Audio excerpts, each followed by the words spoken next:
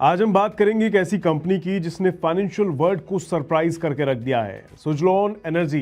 कभी ये massive debt, corporate governance issue और डिक्लाइनिंग सिग्निफिकेंस के अंडर थी, यानी परेशानियों में घिरी थी, लेकिन अब इसने एक इनक्रेडिबल रिकवरी शो करी है।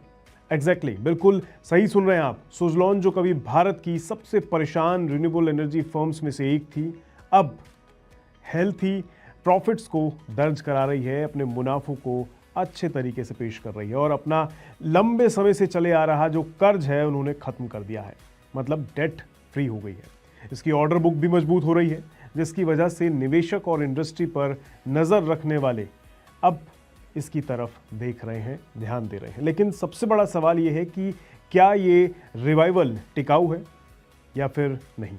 चलिए इसके फंडामेंटल्स से इस बात को समझने की कोशिश करते हैं। नमस्कार, मेरा नाम है रोहित कौशिक और आप देख रहे हैं मनी नाइन। सुजलॉन ने हाल की तिमाहियों में काफ़ी सुर्खियां बनाई हैं। सही या गलत, ये दोनों कारणों पर डिपेंड करता है। दरअसल कंपनी के प्रदर्शन की अगर बात करें ना, तो कंपनी का शुद्ध लाभ यानी net profit Q4 financial year 2024 में 281 करोड़ रुपए के बराबर था और अब जो है उससे बढ़कर Q4 फाइनेंशियल ईयर 2025 में ये 1181 करोड़ हो गया है। सालाना मुनाफा जो है 722 करोड़ से बढ़कर 2072 करोड़ रुपए पर पहुंच गया है और इसका स्टॉक प्राइस तो पिछले 3 सालों में 120% के CAGR से बढ़ रहा है। ये एक बहुत ही बड़ी उपलब्धि है और कंपनी ने घोषणा की है कि वे कर्ज मुक्त हो चुकी है। याद करें, एक दशक पहले यानी फाइनेंशियल ईयर 2020 में ये 13,210 करोड़ के कर्ज के बोझ तले दबी हुई थी और अब कंपनी डेट फ्री हो चुकी है।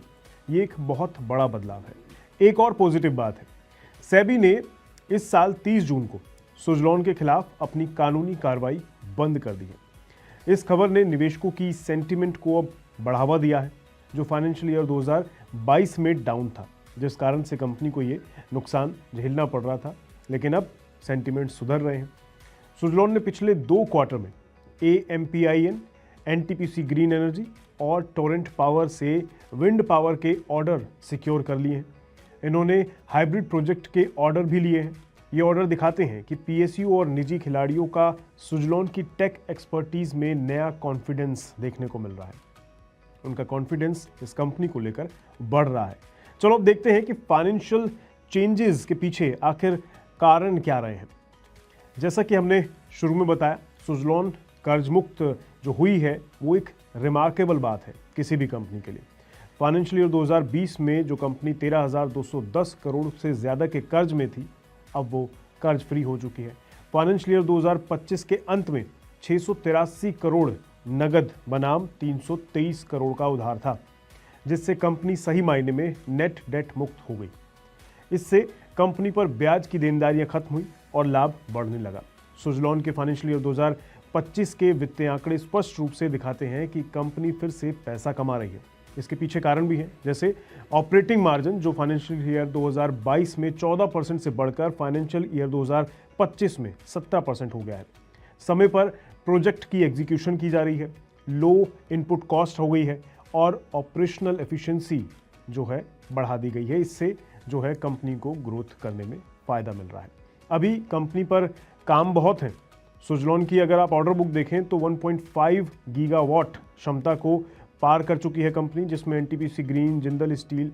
कंपनी के पास भारत के बाकी एनर्जी प्लेयर्स से ज़्यादा ऑर्डर्स हैं आज के टाइम में। ICICI डायरेक्ट और एक्सिस सिक्योरिटीज़ का अनुमान है कि सुजलॉन इन ऑर्डरों के बदले में अपने रेवेन्यू को बढ़ाएगी, मतलब इन ऑर्डर्स से उनकी रेवेन्यू ग्रोथ होगी और अगले 6 से 8 तिमाहियों में फाइनेंशियल ईयर 2026 तक 20 से 25% टॉप लाइन CAGR देखने को मिल सकता है कंपनी के लिए। भारत की योजना भी है कि 2030 तक 140 गीगावाट विंड एनर्जी इंस्टॉल कर दे, जो वर्तमान में लगभग 47 गीगावाट है। तो इसमें ये कंपनी एक अहम भूमिका निभा सकती है। अब बात करते हैं उस नेगेटिव बात की जिससे कंपनी को काफ़ी नुकसान हुआ था बीते समय में। सुजलॉन को पहले अपने लेन देन में ट्रांसपेरेंसी की कमी के लिए काफ़ी आलोचना का सामना करना पड़ा था, लेकिन जून 2025 में सेबी इस मामले को जब देख रही थी तो सेबी ने रिजोल्यूशन एक पास किया, जिसके बाद बाज़ार में थोड़ा कॉन्फिडेंस आया और इनकी ये जो सिरदर्दी थी ये ख़त्म हो गई, जिसके बाद बाज़ार में कॉन्फिडेंस को बूस्ट मिला और लोग जो निवेशक हैं उनको थोड़ा विश्वास इस कंपनी पे होने लगा कि हाँ, जो ये ट्रांसपेरेंसी वाला मामला था गलत था, अब कंपनी पे विश्वास किया जा सकता है। और इसमें टांटी परिवार जो कि कंपनी का मेन प्रमोटर भी है, उनके द्वारा हाल ही में लगभग 1300 करोड़ की स्टेक की बिक्री शायद कुछ ऐसा ही कदम है जिस पर निवेशक सवाल उठा सकते हैं। लेकिन अब तक इस बड़ी बिक्री के बाद भी शेयर की कीमतों में काफ़ी अच्छी ग्रोथ देखने को मिल रही है, मतलब इसका कोई खास इम्पैक्ट नहीं पड़ा है।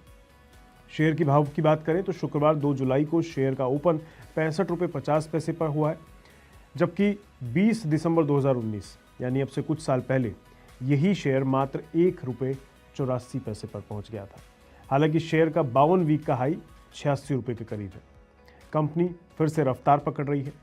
ये तो लेवल अचीव करने में हो सकता है अभी थोड़ा वक्त लगे, लेकिन देखना होगा कि कब तक ये जो एक्चुअल लेवल है जो कंपनी पुराने लेवल पे थी वो कब तक अचीव करती है। हालांकि दिक्कतें अभी भी कम नहीं हैं, क्योंकि ग्लोबल परेशानियां अभी खत्म नहीं हुई हैं। जैसे सप्लाई चेन में कभी भी कोई इशू आ सकता है, तांबे या रेयर मेटल अर्थ जो है, दुर्लभ पदार्थ, स्टील्स, इनकी कीमतें बढ़ सकती हैं अगर सप्लाई चेन में दिक्कत आती है तो, जो कि टरबाइन कॉस्ट को प्रभावित कर सकती हैं।